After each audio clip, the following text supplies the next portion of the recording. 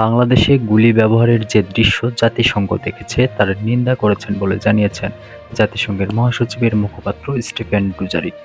তিনি বলেন, বাংলাদেশসহ বিশ্বের যেকোনো দেশে মানুষের শান্তিপূর্ণ সমাবেশ এবং সাংবাদিকদের স্বাধীনভাবে কাজ করার অধিকার সরকারকে রক্ষা করতে হবে।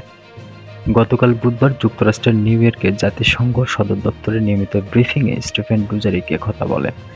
ব্রিফিংয়ের শুরুর দিকে বাংলাদেশ পরিস্থিতি নিয়ে একটি বিবৃতি পড়ে শোনান জাতিসংঘ মহাসচিবের মুখপাত্র স্টিফেন ডুজারিক। বিবৃতিতে বলা হয়, রাজনৈতিক পরিস্থিতি ও সহিংসতার মধ্যেও বিষয়টি সবাইকে মনে করিয়ে দেওয়া জরুরি।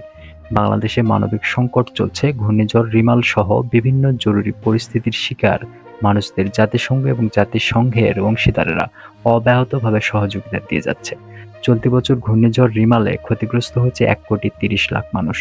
ইন্টারনেট ও ব্যাংক বন্ধ, কারফিউয়ের মতো অপারেশনাল চ্যালেঞ্জ সত্ত্বেও জাতিসংঘের অংশীদারেরা তাদের কাজ অব্যাহত রেখেছে।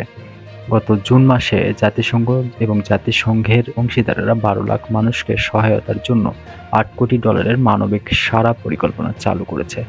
বিবৃতিতে ঘূর্ণিঝড় দুর্গত মানুষ এবং কক্সবাজারে মিয়ানমার থেকে আসা রোহিঙ্গা শরণার্থীদের মধ্যে মানবিক সহায়তার নানা তথ্য তুলে ধরা হয়।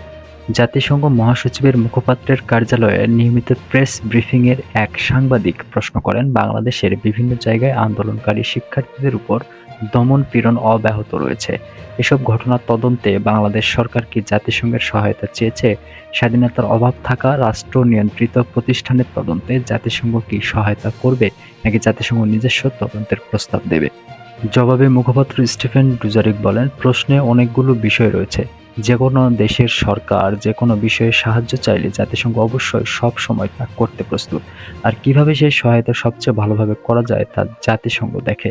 এ ধরনের বিষয়ে স্বাধীন তদন্ত করার জন্য জাতিসংঘের লেজিসলেটিভ বডির অনুমতি প্রয়োজন। একই সাংবাদিক আরেক প্রশ্ন করলেন, এই ব্রিফিংয়ে জাতিসংঘ মহাসচিবের মুখপাত্র গাজায় সাংবাদিক নিহত হওয়ার বিষয়ে কথা বলেছেন। সাম্প্রতিক সময়ে বাংলাদেশে অন্তত 3 জন সাংবাদিক নিহত হয়েছেন। অনেককে গ্রেপ্তার করা হয়েছে, কেউ জানেন না তারা কোথায়। তাদের একজন তার সাবেক সহকর্মী সাইদ খান, তিনি কোথায় আছেন তা কেউ জানেন না। জবাবে স্টিফেন ডুজারিক বলেন, বাংলাদেশে গুলি ব্যবহারের যে দৃশ্য আমরা দেখেছি তার নিন্দা জানিয়েছি। বাংলাদেশ বা বিশ্বের যেকোনো দেশের সরকারের জনগণের শান্তিপূর্ণ সমাবেশ এবং সাংবাদিকদের স্বাধীন ও নির্বিঘ্নে কাজ করার অধিকার রক্ষা করা উচিত।